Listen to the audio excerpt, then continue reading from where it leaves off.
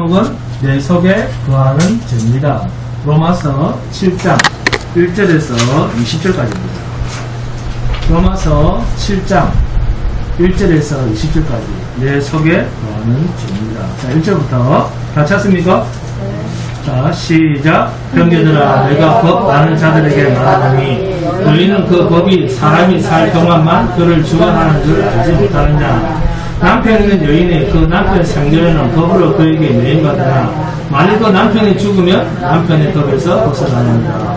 그러므로 만일 그 남편 생전에 다른 남자에게 가면 없느라. 그러나 만일 남편이 죽으면 그 법에서 자유롭게 되나니 다른 남자에게 갈지라도 없녀가 되지 아니하느니라. 그러므로 내 형제들아, 너희도 그리스도의 몸으로 말미암아 율법에 대하여 죽임을 당하였으니 이는 다름이 곧 죽은 자 가운데서 살아나신 이에게 가서 우리가 하나님을 위하여 열매를 맺게 하려 함이라. 우리가 육신에 있을 때는 율법으로 말미암는 죄의 정력이 우리 지체 중에 역사하여 우리로 사망을 위하여 열매를 맺게 하였더니 이제는 우리가 옹멸된 것에 대하여 죽었으므로 율법에서 벗어났으니 이러므로 우리가 영의 새로운 것으로 섬기듯이요 율법 저문에 묵은 것으로 아니할지니라. 그런즉 우리가 무슨 말을 하리요? 율법이 죄냐? 그럴 수 없느니라. 율법으로 말미암지 않고는 내가 죄를 알지 못하였으니 곧 율법이 탐내지 말라 하지 아니하였더라면 내가 탐심을 알지 못하였으리라. 그러나 제가 기회를 타서 계명으로 말미암아 내 속에서 온갖 탐심을 이루었나니 이는 율법이 없으면 죄가 죽은 것입니다. 전에 율법을 깨닫지 못했을 때는 내가 살았더니 계명이 이르면 죄는 살아나고 나는 죽었다. 생명에 이르게 할 그 계명이 내게 대하여 도리어 사망에 이르게 하는 것이 되었다. 제가 기회를 타서 계명으로 말미암아 나를 속이고 그것으로 나를 죽였는지라. 이러보건대 율법은 거룩하고 계명도 거룩하고 의로우며 선하도다. 그런즉 선한 것이 내게 사망이 되었느냐? 그럴 수 없느니라. 오직 죄가 죄로 드러나기 위하여 선한 그것으로 말미암아 나를 죽게 만들었으니 이는 계명으로 말미암아 죄로 심히 죄되게 하려 합니다. 우리가 율법은 신령한 줄 알거니와 나는 율법에 속하여 죄 아래에 팔렸도다. 내가 행하는 것을 내가 알지 못하노니 곧 내가 원하는 것은 행하지 아니하고 도리어 미워하는 것을 행합니다. 만일 내가 원하지 아니하는 그것을 행하면 내가 이로써 율법이 선한 것을 시인하노니 이제는 그것을 행하는 자가 내가 아니요 내 속에 거하는 죄니라.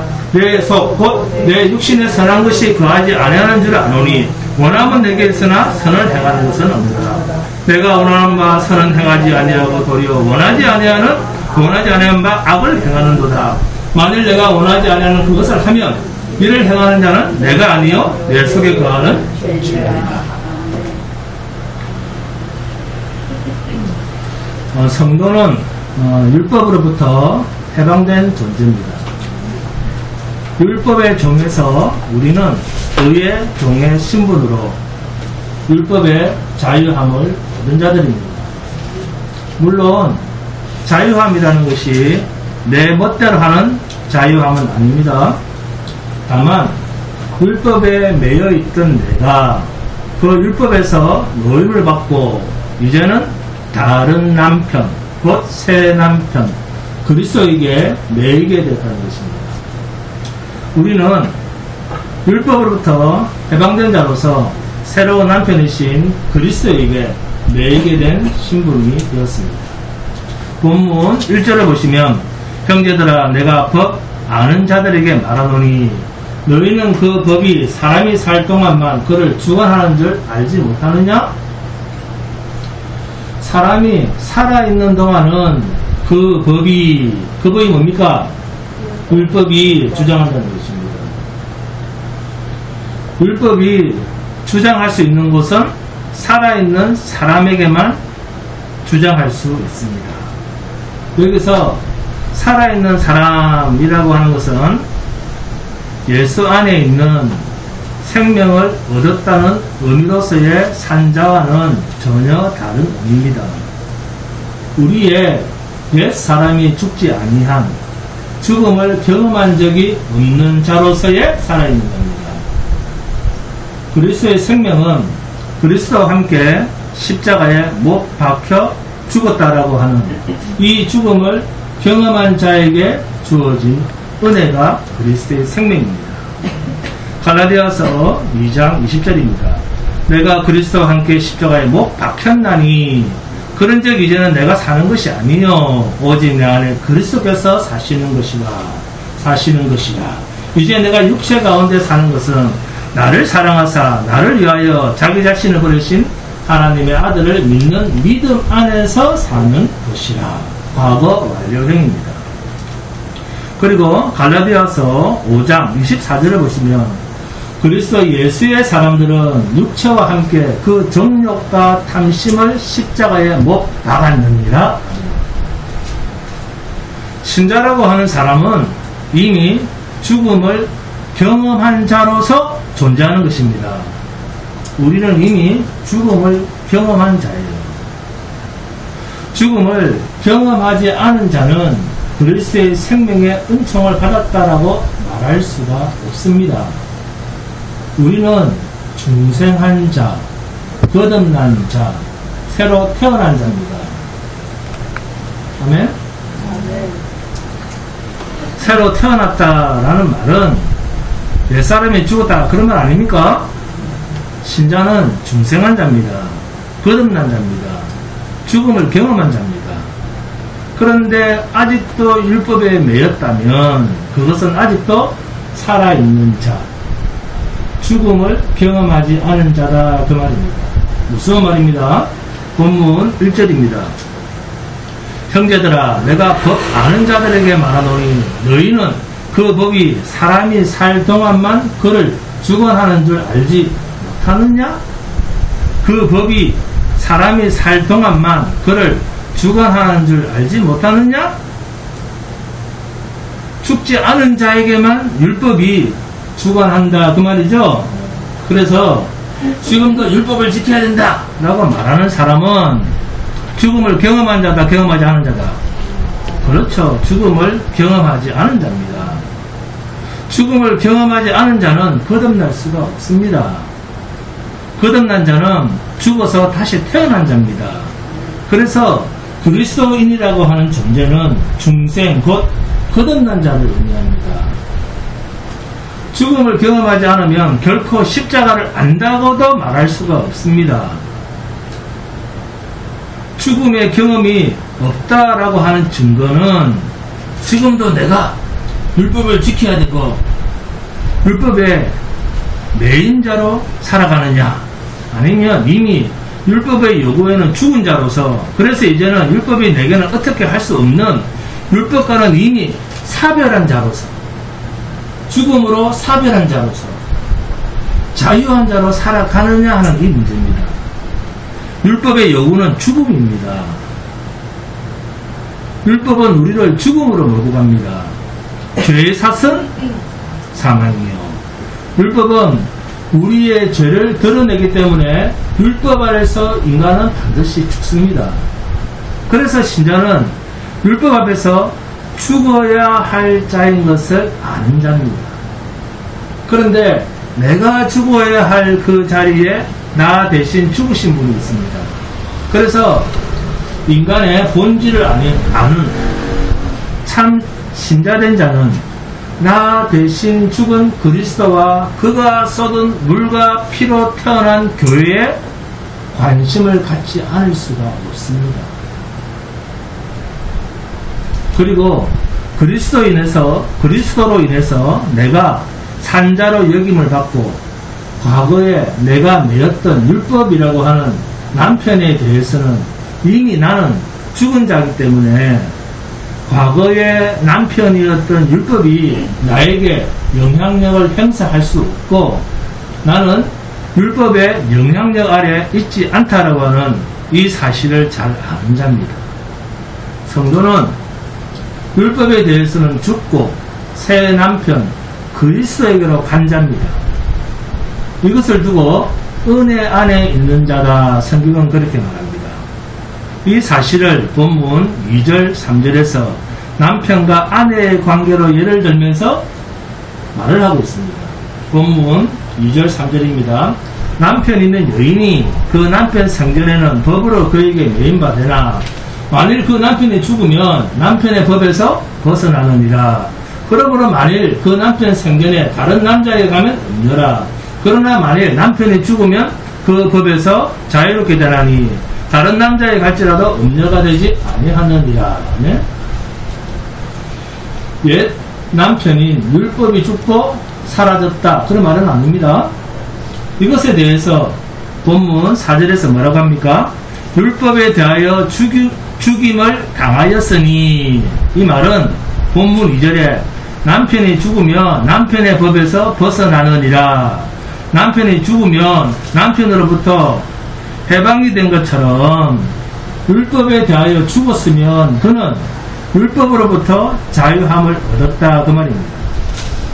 따라서 성도란 율법에 대하여 죽은 자, 율법에 의해서 죽임을 당한 자라는 것입니다. 성경에서 말하는 죽은 자라는 말은 선을 행할 능력도 없고 거룩한 나라, 하나님의 나라에 갈 자격도 없고 살 가치도 없는 존재, 철저하게 망한 존재다, 그 뜻입니다. 그러니까 성도가 이 사실을 자각하는 순간이 자기가 죽은 상태랑 똑같은 것입니다. 죽은 자는 아무것도 할 수 없습니다. 외부에서 기적을 베푸셔서 살려주지 않으면 살 수 없는 상태가 죽음의 상태입니다. 그래서 거듭난 생명이다. 거듭났다는 말은 죽은 상태에서 다시 살았다, 그 말이에요. 이 말은 외부로부터의 기적의 역사가 있었다, 즉 하나님이 하셨다, 그 말입니다. 내가 구원받았다라는 이 사실보다 더 큰 기적은 없습니다.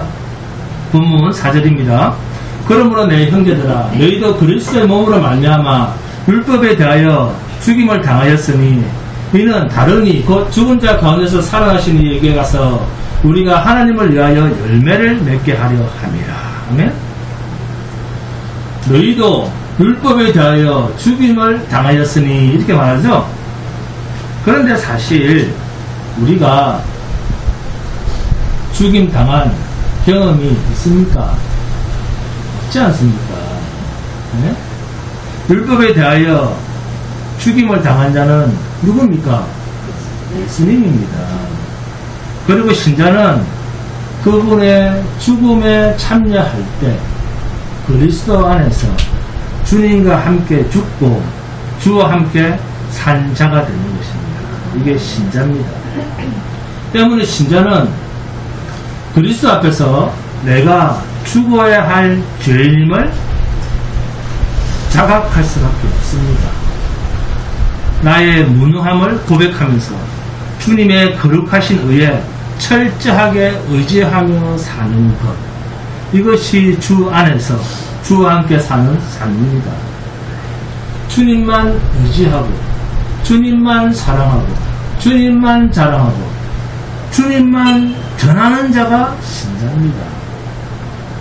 우리 인간에 대해서는 그 어떤 것도 기대를 해서는 안 됩니다. 주와 함께 사는 것, 이것이 바로 새로운 남편, 곧 그리스도에게 메인바되어 살아가는 새로운 삶입니다. 그렇다면 왜 율법이 십계명이 오늘날에는 도덕법으로 바뀌어서 우리 앞에 있어야 됩니까? 그것은 우리가 죽은 자일 수밖에 없음을 끊임없이 하나님 앞에 고백하는 것 때문입니다. 우리 인간이라고 하는 존재는 틈만 나면 하나님으로부터 멀어지고 싶고 그리스도의 은혜에서 벗어나서 자기 잘남을 나타내고 독립하려고 하는 본성을 가지고 있습니다. 이것을 하나님께서는 죄다 그랬습니다. 창세기에서 아담이 왜 타락했습니까? 하나님처럼 되려고 했습니다. 그래서 창세기 4장 7절을 보시면 내가 선을 행하면 어찌 낯을 들지 못하겠느냐, 선을 행하지 아니하면 죄가 문에 엎드려 있느니라. 죄가 너를 원하나 너는 죄를 다스릴지니라. 아멘. 로마서 7장 8절에서도 그러나 제가 기회를 타서 계명으로 말미암아 내 속에서 온갖 탐심을 이루었나니 이는 율법이 없으면 죄가 죽은 것입니다. 아멘. 제가 기회를 타서 라는 말은 창세기 4장 7절에 죄가 문에 엎드려 있느니라 라는 말과 같은 뜻입니다. 그러니까 문만 열렸다 하면 마귀가 바로 공격한다는 것입니다. 죄는 늘 우리 문 앞에 엎드려 있는 상태입니다. 우리의 나는 할 수 있다 라고 하는 자존감, 자기의, 자기 자랑, 이 죄악된 본성 때문에 주의 의보다는 자기의 의를 자꾸만 드러내려고 합니다. 그래서 하나님, 이 사업 망하면 안 됩니다. 내가 잘 돼야지 하나님께 영광이 됩니다. 내 아들 잘 되게 해주십시오. 이 시험 떨어지면 하나님 영광 가립니다. 이런 소리를 자꾸 하는 거예요. 이런 기도가 전부 하나님을 위하는 것처럼 들리죠? 아닙니다. 자기 자존심, 자기를 드러내려고 하는 기도예요. 하나님은 그런 사람들의 마음을 뻔히 꿰뚫어보고 있습니다. 이러한 인간에게 율법은 인간은 죄인이다 하는 것을 거침없이 고발합니다. 신자는 그리스도가 남편입니다. 그리스도가 법이지 율법이 우리를 지게 하지 않습니다. 그리스도의 법은 사랑이지 법이 아닙니다. 지키는 것이 아니에요. 우리의 젖값으로 대신 흘리신 주의 보혈의 피는 우리를 죽음에서 다시 살리신 십자가 보혈의 피입니다. 그리고 우리를 죽음으로 내모는 이 율법에서 주님은 우리를 해방시켰습니다. 그래서 아직도 율법에 매이는 사람은 예수와 함께 죽는 그 십자가의 죽음을 경험하지 못한 자요, 율법의 정로로 타는 자요, 예수와 구원과는 전혀 상관이 없는 자입니다. 진심으로 예수를 남편으로 모시고 사는 신자는 언제나 남편 되시는 그리스도의 사랑만 노래하고 그분만 자랑하고 그분만 섬깁니다.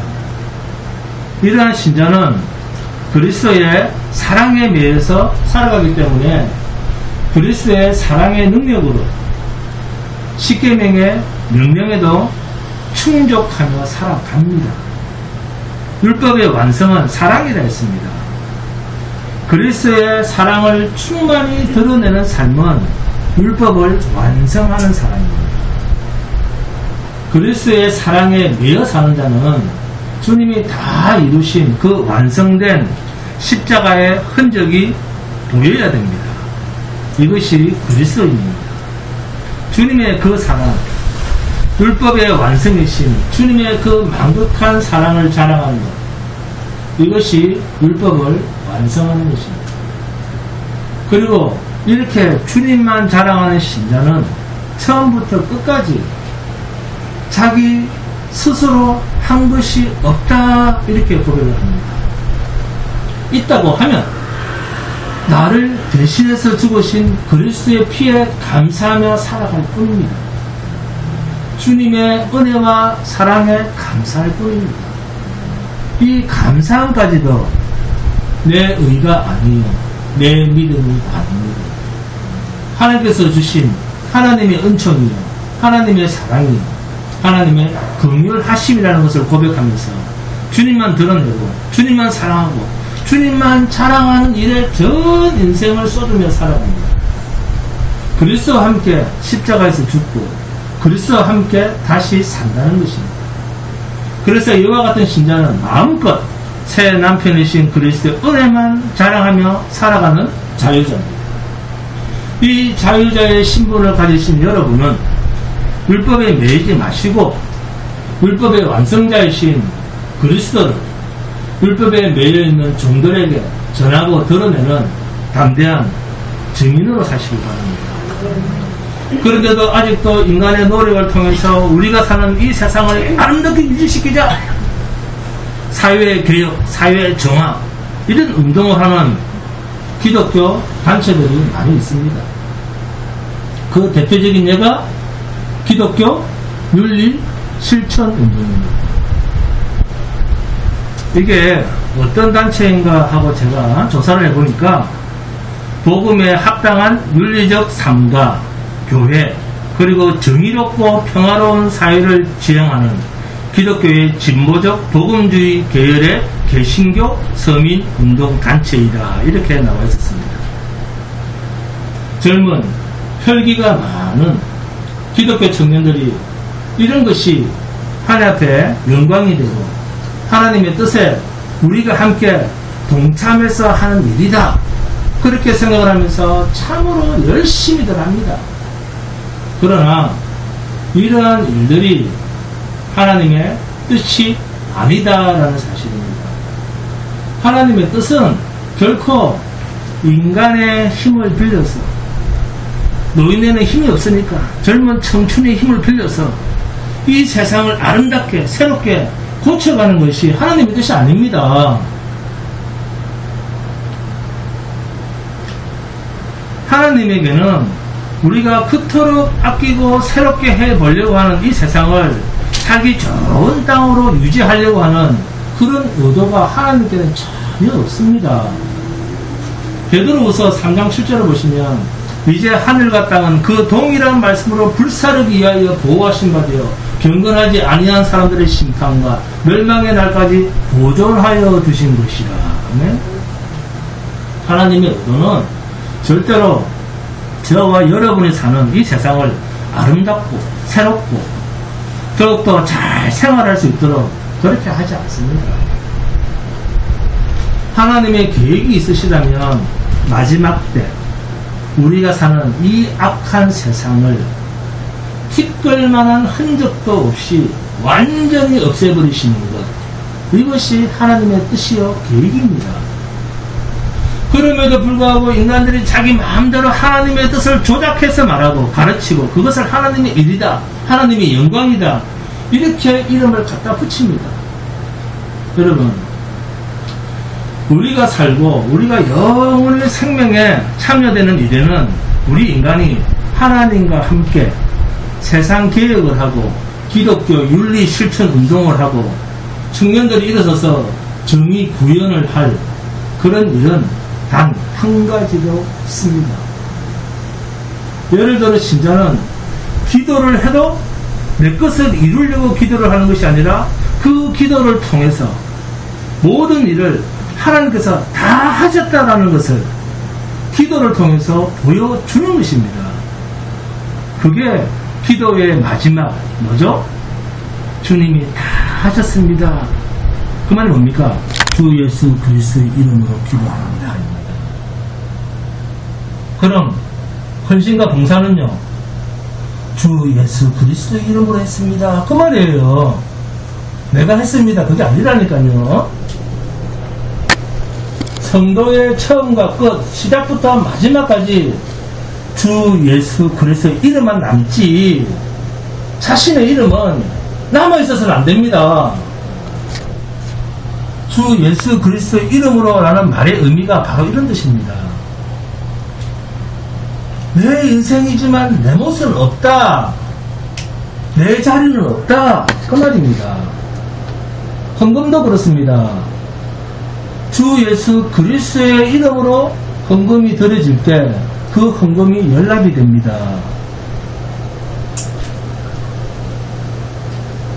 왜요? 왜? 주님을 하나님이 받으셨습니다. 죄인인 인간의 것은 하나님이 받지 않습니다. 결국 우리는 기도를 해도, 성경을 봐도, 예배를 드리고, 설교를 해도, 전도를 해도, 그 무엇을 해도 나를 드러내는 것이 아니라 그리스도를 드러내야 됩니다. 설교도 그렇습니다. 하자, 합시다, 이건 하지 맙시다. 그러나 하라 하든지 하지 말라 하든지 그 어느 쪽도 인간은 안 된다 하는 것을 알고 주님만 바라보도록 가르치는 것이 설교가 해야 될 일이에요. 설교에서 나타내야 할 것은 그리스도 예수밖에 없습니다. 이럴 때 참된 주님의 백성은 그 말씀을 통해서 주님을 바라보게 되는 거예요. 이것을 주님은 요한복음 10장 27절에서 내 양은 내 음성을 들으며 나는 그들을 알며 그들은 나를 따르느니라. 아멘. 하나님의 뜻대로 전해진 말씀, 진리는 반드시 하나님께서 택하신 자녀들에게는 구원 얻는 능력이 됩니다. 주님이 아무리 천한 말 부유에 태어나셨어도 구원 얻는 자들에게는 그 소식이 희열이 되고 기쁨이 됩니다. 부끄럽지 않아요. 우리는 죄의 정에서 의의 정으로 신분이 바뀌었습니다. 누가복음 17장 5절입니다. 한번 봅니다. 누가복음 17장 5절에서 10절 함께 봉독합니다. 누가복음 17장 5절에서 10절 함께 봉독합니다. 누가복음 17장 5절에서 10절입니다. 누가복음 17장 5절에서 10절 다 찾습니까? 자, 5절부터 시작. 사도들이 주께 여짜오되 우리에게 믿음을 더하소서 하니 주께서 이르시되 너희에게 겨자씨 하나일 만한 믿음이 있었더라면 이 뿅나무더러 뿌리가 뽑혀 바다에 심겨라 하였을 것이요 그것이 너희에게 순종하였으리라. 너희 중 누구에게 밭을 갈거나 양을 치거나 하는 종이 있어 밭에서 돌아오면 그더러 곧 와 앉아서 먹어라 말할 자가 있느냐. 도리어 그더러 내 먹을 것을 준비하고 띠를 띠고 내가 먹고 마시는 동안에 수정 들고 너는 그 후에 먹고 마시라 하지 않겠느냐. 명한 대로 하였다고 종에게 감사하겠느냐. 이와 같이 너희도 명령받은 것을 다 행한 후에 이르기를 우리는 유익한 종이라 우리가 하여야 할 일을 한 것뿐이라 할지니라. 아멘. 여기서 가장 중요한 핵심적인 단어는 뭡니까? 종입니다. 종. 그죠? 로마서도 종 이야기를 하고 있지 않습니까? 죄의 종, 마귀의 종에서 의의 종, 생명의 종, 하나님의 종으로 부름받은 종의 신분입니다. 우리가 그런데 종한테 무슨 일을 열심히 하고 왔다고 살해하겠느냐? 칭찬하겠느냐? 먹으라겠느냐? 피땀을 흘리고 하루 종일 일하고 와서도 주인에게 상을 차려주고 자기는 먼 발치에 있다가 주인이 밥을 다 먹고 나서 그제서야 종이 먹을 때 그럴 때도 주인이 종에게 살해함을 받느냐? 오히려 제가 할 일을 한 것뿐입니다. 그러나 저는 무익한 종입니다. 무슨 상을 받아야 됩니까? 도대체 무슨 상을? 10절에 이와 같이 너희도 명령받은 것을 다 행한 후에 이르기를 우리는 무익한 종이라 우리가 하여야 할 일을 한 것뿐이라 할지니라. 아멘. 누가복음 17장 5절에서 10절은 주님께서 직접 하신 말씀입니다. 직접. 요한복음 15장 20절에서는 내가 너희에게 종이 주인보다 더 크지 못하다 한 말을 기억하라. 사람들이 나를 박해하였은즉 너희도 박해할 것이요. 아멘. 선생이 이 땅에서 핍박을 받고 죽임을 당했는데 종도 아닌 선생인 상전인 내보다 종인 너희가 더 좋은 대접을 이 세상에서 받겠느냐? 그런데도 사람들이 이러한 주님의 명백한 말씀을 완전히 뒤집어서 생각을 합니다. 목사 일하고, 권사 일하고, 장로, 집사 일을 많이 하면 하늘나라 가서는 큰 보따리 하나 더 받는데, 상 받는다. 이러한 자들을 성경은 뭐라 그럽니까? 육체를 신뢰하는 자들이다. 그렇게 말합니다. 육체. 자기가 한 일을 믿고 인정받고 싶어하는 사람들이다. 그 말입니다. 이런 사람들은 값없이 받는 선물에 대한 이해가 없습니다. 그래도 뭔가 했으니까 받겠지. 왜 이런 생각을 할까요? 아직도 자기의 육체를 신뢰하기 때문에, 아직도 하나님 앞에서 자기가 수고한 만큼 뭔가 받을 수 있다, 받을 것이 있다라고 생각하기 때문입니다. 그런데 이들도 구원을 말하면 하나님으로부터 그저 공짜로 받았다고 말을 합니다. 여기서 이들의 모순이 발생합니다. 이들의 주장은 구원은 전적으로 하나님의 은혜로 받았다. 그러나 아직 그럽니다. 이미 그러나 아직. 그러면서 이 아직이라고 하는 부분이 자기의 수고와 땀을 공로로 집어넣습니다. 구원은 이미 이루어졌지만 아직 완성은 아니잖아. 완성하기 위해서 우리가 주님을 도와서 이래야 돼. 신인 협동설입니다. 이란 사상입니다.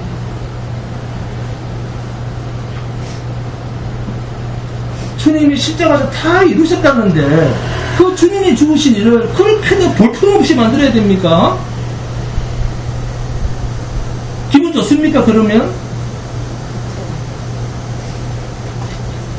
주님이 그러면 다 이루신 것이 아니라 거짓말했기 때문에 어중간하게 만들어놨기 때문에 우리가 새롭게 완성해야 되는 거예요. 주님이 그렇게 어중간하게 죽으신 겁니까?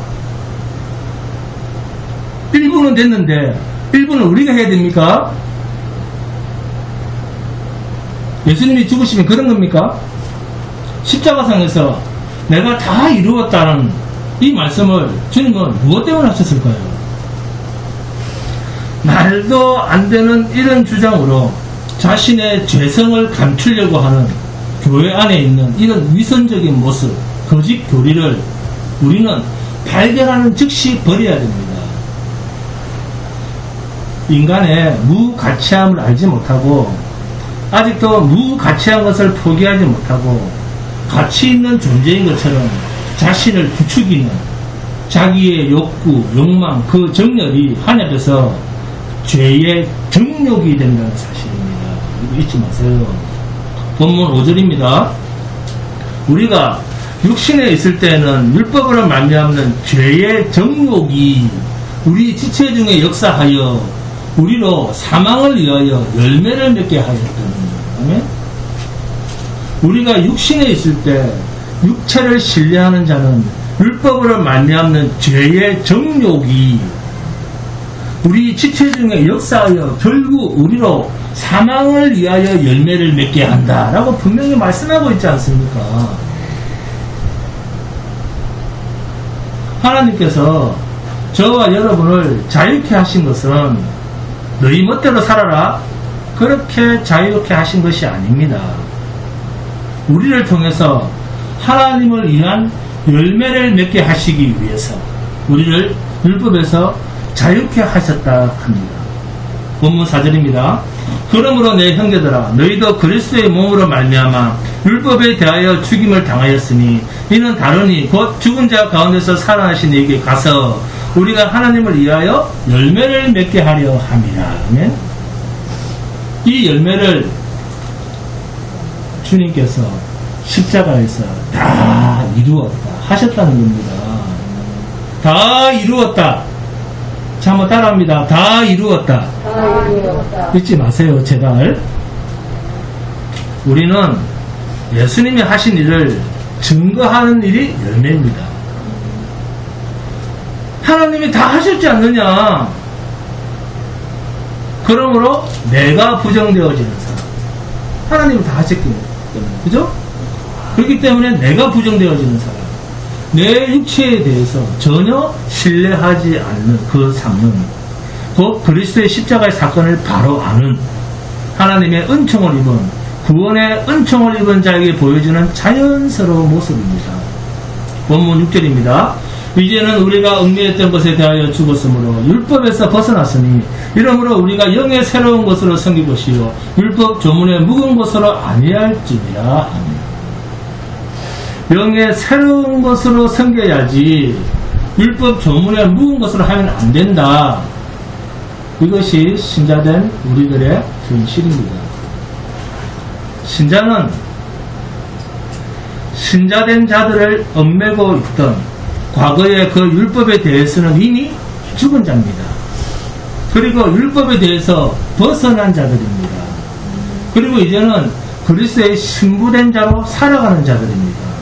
이 사실을 본문 6절에서 영의 새로운 것으로 섬긴다 이렇게 표현하고 있죠. 영의 새로운 것으로 섬기는 자들이다 너희는. 네? 이 말을 다르게 표현하면 너희는 그리스도의 신부로 살아가는 자다 그 말이죠. 아멘. 율법 조문에 묵은 것, 묵은 것을 말한다는 것은 새로운 것이 왔다는 것을 말합니다. 새 것이 무엇입니까? 영의 새로운 것입니다. 히브리서 10장 7절 9절 10절을 보시면 이에 내가 말하기를 하나님이여 보시옵소서 두루마기 책에 나를 가르쳐 기록된 것과 같이 하나님의 뜻을 행하러 왔나이다 하셨느니라. 그 위에 말씀하시기를 보시옵소서 내가 하나님의 뜻을 행하러 왔나이다 하셨으니 그 첫째 것을 대하심은 둘째 것을 세우려 하십니다. 이 뜻을 따라 예수 그리스도의 몸을 단번에 들으심으로 말미암아 우리가 거룩함을 얻었노라. 할렐루야. 성경의 모든 말씀들은 예수님께서 온전하신 대제사장이 되신 분임을 증거하기 위해서 기록된 책입니다. 성경은 율법이 제외될 수가 없습니다. 율법까지도 대제사장 되시는 예수님을 증거하기 위해서 주어졌습니다. 구약의 율법은 예수의 그림자입니다. 골로새서 2장 16절 17절입니다. 그러므로 먹고 마시는 것과 절기와 초하루나 안식일을 이유로 누구든지 너희를 비판하지 못하게 하라. 이것들은 장래일의 그림자이나 몸은 그리스도의 뜻입니다. 구약의 율법 가운데 나타난 모든 것들은 그림자인데 무슨 그림자냐? 그리스도의 그림자라. 그리스도가 실체입니다. 성경의 실체는 예수입니다. 그런데 그 실체가 몸으로서 그림자는 이미 실체처럼 행사할 수 없다. 이제 이것을 히브리서 10장 9절과 10절에서는 그 첫째 것을 폐하심은 둘째 것을 세우려 하심이라. 10절 이 뜻을 따라 예수 그리스도의 몸을 단번에 들으심으로 말미암아 율법을 단번에 다 이루셨다는 말입니다. 그러므로 우리가 거룩함을 얻었노라. 할렐루야. 그럼에도 불구하고 아직도 율법을 고집한다고 하면 그것은 신앙도 아니고 하나님 앞에서 거짓된 것이요 예수님과도 전혀 상관이 없습니다. 옛것을 쥐고 있는 자는 그리스도 안에 있는 참 생명, 진정한 복을 얻은 자도 아니요 누리고 있는 자도 아닙니다. 영의 새로운 것이 저와 여러분에게 주어진 것을 굳게 믿으시기 바랍니다. 영의 새로운 것이 주어진 자에게는 육체를 신뢰하는 것, 곧 우리 자신의 어떠한 일을 통해서 하나님 앞에서 인정받으려고 하는 을을 이루어 가라라고 하는 말은 성경에 단 한 가지도 없습니다. 예수님께서 다 이루셨습니다. 다만 우리가 해야 할 일이 있다면 다 이루신 그 주님을 증거하고 나타내 보이고 자랑하고 찬양하는 것, 이것이 신자에게 주어진 일입니다. 이 증인의 삶을 영의 새로운 것을 모르는 자들에게, 아직도 옛것에 매여 있는 자들에게 자연스럽게 여러분들이 여러분의 이웃에게 증거하시기 바랍니다. 주님이 왜 오셨습니까? 죄로 말미암아 영원한 죽음에 처해진 우리를 영원한 생명으로 옮겨놓기 위해서 주님이 이 땅에 오셨습니다. 그러므로 영의 새로운 것으로 사는 자는 육체를 신뢰하는 그 자체를 하나님 앞에서 가장 큰 죄, 악으로 인정해야 됩니다. 오직 하나님의 은혜만 붙들고 사시기 바랍니다. 만약 자신에게 숨겨있던 첫것, 뭐죠? 악함, 율법적인 것들이 자신에게서 나타나면 그때마다 주님 앞에서 참회의 눈물을 흘리며 회개하시기 바랍니다. 이것이 영의 새로운 것을 섬기는 신자에게서 나타나는 진실된 모습입니다. 본문 18절입니다. 18절 봅니다. 내 속 곧 내 육신에 선한 것이 거하지 아니하는 줄 아노니 원하면 내게 있으나 선을 행하는 것은 없노라 하면 이게 바로 저와 여러분의 현재 상태입니다. 선을 행하고 싶은 마음은 있답니다. 그런데 문제는 선을 행할 능력이 있다 없다? 없답니다.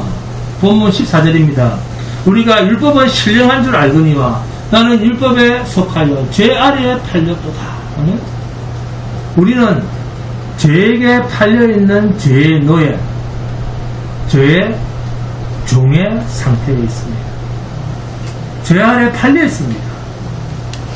우리들의 마음이 죄를 사모하고 죄를 좋아해서 우리 스스로 죄를 향해서 달려가는 그런 모습이 아니고 죄의 세력이 우리를 완전히 주관하고 주장하고 있기 때문에 죄에서 벗어날 수가 없는 죄의 노예 상태다 그 말이에요. 우리의 상태. 바로 이 상태. 선을 행하고자 하는 마음은 내게 있지만 선을 행할 능력은 전혀 없는 인간의 상태를 정확히 알게 하는 것이 율법이에요. 행하라고 준 것이 아니고, 아 내가 이런 상태에 있구나, 네가 이런 상태에 있다 이놈아, 이렇게 고발하는 거예요. 우리를 고발하는 것입니다. 이것은 윤리와 도덕, 그동안 우리가 선이라고 생각했던 모든 것은 선이 아니야 라고 하는 하나님의 선언이기도 합니다. 시편 51편 17절을 보시면 하나님께서 구하시는 제사는 상한 심령이라 하나님이여 상하고 통회하는 마음을 주께서 멸시하지 아니하시리이다. 하나님께서 구하시는 제사는 상한 심령이다. 무슨 말입니까? 애당초 하나님께서는 우리 인간들이 생각하는 방식의 예배를 구하지 않으셨다 그 말입니다. 하나님께서 구하시는 심령은 상한 심령이다. 재물을 잡아서 정성을 다해서 하나님께 드리는 그것을 하나님은, 우리는 뭐라고 생각했습니까? 그것은? 네?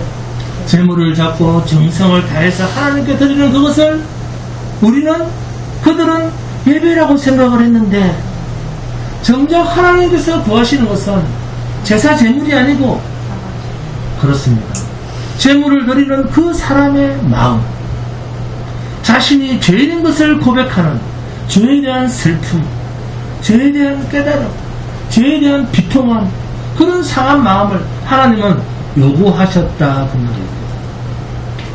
이것이 신약으로 오니까 누가복음 18장 9절에서 14절에 바리새인의 의와 세리의 죄에 대한 기도로서 등장을 합니다. 가슴을 찢으면서 죄인이라고 통회하는 그 자를 하나님께서는 의롭다 하시고, 정말로 종교적으로는 흠이 없이 살아온 그 바리새인에게는 하나님께서는 받지 않으시면서 오히려 먼저 된 자가 나중되고 나중된 자가 먼저 된다라고 하는 지옥과 천국이 뒤바뀌는 말씀을 하시지 않습니까? 무슨 말입니다? 지금도 하나님은 저와 여러분을 향해서 상한 심령을 원하십니다. 상한 심령이라고 하는 것은 자신이 죄인임을 인정하는, 고백하는, 내가 죄 아래에 팔려있는 자로 선을 행할 능력은 전혀 없는 죄인으로, 그래서 오직 나를 구원해 주실 자는 내 죄 때문에 십자가에서 돌아가신 예수 그리스도의 피밖에는 없다라고 하는, 그분 앞에 무릎을 꿇고 두 손 들고 항복하는 이러한 심령을 주님은 원하신다는 것입니다. 그런데도 하나님의 이런 마음에는 전혀 관심이 없고, 주님, 내가 이렇게 잘했습니다. 주님, 내가 이렇게 잘 됐습니다. 우리 아들이 저렇게 좋은 대학에 입학했습니다. 그게 무슨 상관이 있습니까? 그래봤자, 좋은 대학에 들어가봤자 죄인입니까? 죄인이 아닙니까? 여전히 죄인인데 선을 행할 능력이 없다는 말은 우리가 행동하는 그 어떤 것도 하나님을 기쁘시게 할 것이 못 된다 그 말이에요. 히브리서 11장 6절에 믿음이 없이는 하나님을 기쁘시게 하지 못하나니, 여기서 믿음이 뭡니까? 예수 그리스도입니다. 예수가 없이는 하나님을 기쁘시게 하지 못하나니 그 말이에요. 하나님은 오직 한 분 예수만을 기뻐하십니다. 하나님을 기쁘시게 한 분은 누구밖에 없습니까? 오직 한 분, 독생하신 예수 그리스도밖에 없습니다. 그래서 그 아들만 높이고 그 아들을 영화롭게 한 것입니다. 우리가 하나님을 기쁘시게 할 수 있는 것은 하나님을 기쁘시게 한 그분을 자랑할 때, 하나님은 우리의 자랑을 하나님은 기뻐 받으시는 거예요. 그리스도를 자랑하고 예수 그리스도를 전하고 예수 그리스도를 높이는 것이 하나님께 영광 돌리는 일입니다. 본문 20절입니다. 만일 내가 원하지 아니하는 그것을 하면 이를 행하는 자는 내가 아니요 내 속에 거하는 죄니라. 이것이 우리가 죄에 팔려있는 죄의 노예 상태입니다. 죄라고 하는 것은 우리 스스로가 내가 죄를 안 지어야지, 하지 말아야지, 죄짓지 말아야지 이렇게 마음먹었다고 해서 결심했다고 해서 죄가 안 지어지고 죄의 상태를 벗어나는 것이 아닙니다.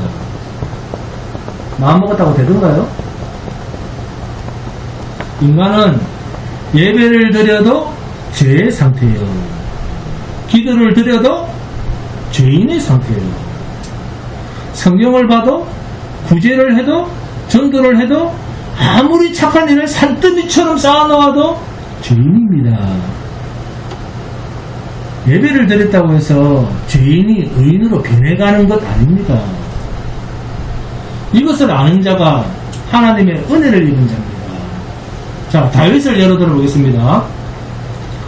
어릴 때부터 다윗은 하나님을 모독한 골리앗과 싸워서 이겼습니다. 너는 칼과 창을 가지고 나왔지만 나는 만군의 여호와 이름으로 나간다 라고 할 정도로 하나님의 이름으로 살았던 사람입니다. 그리고 하나님께서 다윗을 왕으로 세우셨음에도 불구하고 사울왕은 다윗을 죽이려고 쫓았습니다. 다윗은 사울을 죽일 기회가 몇 번이나 있었지만 죽이지 않고 옷자락만 자르고 놓아준 사람입니다. 여러분, 이런 믿음 좋은 다윗을 생각한다면 그가 훗날에 왕궁에서 자기 신하의 아내 밧세바를 범했다는 것이 쉽게 믿어집니까? 네? 안 믿어진다고요? 어떻게 어릴 때부터 그렇게 믿음 좋은 사람이 저런 엄청난 죄를 범할 수 있단 말인가? 그런데 다윗이 이 정도에서 끝났습니까? 신하의 아내 밧세바를 그렇게도 범해놓고도 그 죄, 자기의 죄를 감추기 위해서 밧세바의 남편인 우리아를 전쟁터 맨 앞에 서게 해서 죽게 했다는 사실, 이건 살인 청부 아닙니까? 살인 청부였죠. 그런데 이것이 정말로 다윗이 그렇게 하고 싶어서 했다고 그렇게 생각합니까? 아닙니다. 뭐가요? 죄가, 그 속에 죄가. 다윗의 마음속에서 죄가 문에 엎드려 있다가 기회를 탄 것입니다. 로마서 7장 8절의 말씀입니다. 그러나 제가 기회를 타서 계명으로 말미암아 내 속에서 온갖 탐심을 이루었나니 이는 율법이 없으면 죄가 죽은 것입니다. 다윗은 자기가 지은 죄에 대해서 훗날에 나단 선지자를 통해서 지적을 받을 때 어떤 해결을 합니까? 하나님 용서해 주세요. 제가 죽을 죄를 됐습니다. 그런 게 아니었습니다. 시편 51편 5절에서 뭐라고 합니까? 내가 죄악 중에서 출생하였으며 어머니가 죄 중에서 나를 잉태하였나이다. 내가 죄악 중에 출생했답니다. 모친이 죄 중에 나를 잉태했답니다. 죄 중에 있는 자기 상태의 발견, 자신의 죄의 상태가 얼마나 뿌리가 깊고 넓게 퍼져 있는가를 인식하고 그 죄에 대해서 도저히 인간으로서는 어찌할 수가 없는 자기 자신을 하나님께 겸손히 맡기고 기도하는 그 모습이 하나님 앞에 부르짖고 있는 다윗의 기도예요. 하나님, 이 죄라고 하는 것은 내가 도대체 어떻게 할 수 없는 것입니다. 내가 이 죄를 인간이 어떻게 하겠습니까? 제가 죄 아래에 팔려 있습니다. 저는 이 죄의 노예가 되어 있습니다. 내 모친이 죄의 종이었고 나도 그런 가운데서 잉태되었으니 나도 죄의 종입니다. 그러니 주여 예수 그리스도를 보내시어 나를 이 죄에서 건져 주십시오. 이것이 다윗의 회개의 기도입니다. 이해가 되십니까? 죄는 행동, 생각만 하는 것이 아닙니다. 죄란 선을 행할 능력이 없는 상태라 했습니다. 선을 행할 능력이 없는 상태 그 자체가 죄입니다. 죄인입니다. 육체가 있는 한 우리는 이 죄에서 벗어날 수가 없습니다. 그러나 그리스도 예수 안에서 하나님의 자녀가 된 자는 그리스도의 속 사람이 있습니다.